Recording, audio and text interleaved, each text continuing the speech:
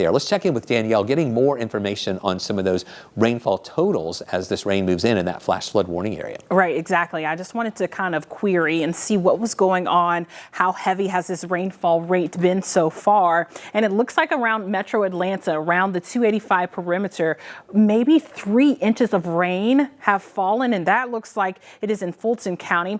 Over near Mableton, almost 3 inches of rain. This is just from this one event.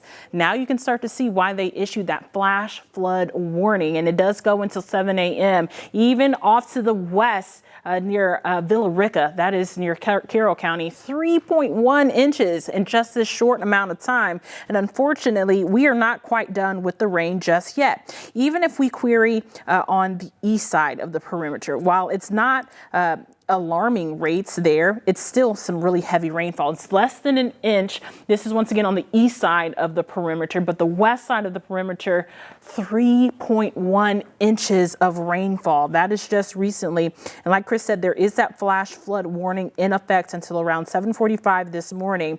And because of that, I think it's a good time to also show you this video that Cody Alcorn actually had a chance to pull over to the side on his way home to get. This is in Buckhead under Piedmont Road, and under this bridge it always floods. I can report that I did see some police roping off that area, so they're going to get this car out of here, but it is stalled underneath that bridge. The 2 cars that was following very closely behind it, they changed their minds, they backed up, they weren't going to go that way. And he sent in another video that kind of showed it clearing as well.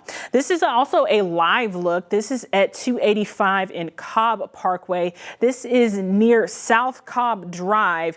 285, the roads are definitely very slick, and you want to make sure, once again, in the morning, it's very important to make sure that you are aware that there could be some pretty heavy ponding in some places on these interstates. And you can see the lightning still flashing. This is in Cobb County, once again, at South Cobb Drive at 285. Thankfully, they have this billboard that's kind of illuminating the roads just a little bit. The water splashing up from the tractor trailers is not as bad, but it's also very important that when that heavy rainfall is falling, some people might be getting up to work an early shift in the next few hours or so. And if you live in like Griffin, it's important to know if you cannot see, you need to pull over to the side. So like this car that's driving with its flashers on, it is actually illegal to do that in the state of Georgia. So you need to pull over to the nearest exit and find a safe place to be and to seek shelter if you cannot see because your windshield wipers just aren't moving fast enough. And just once again, there is a flash flood warning for the metro area until around 7:45 this morning. And Chris, as of right now, that's the only report that I'm seeing as far as that one car that was kind of flooded out there on Piedmont Road that Cody sent in. I'm not seeing anything in the chat either from anyone saying that any roads are actually flooded as well.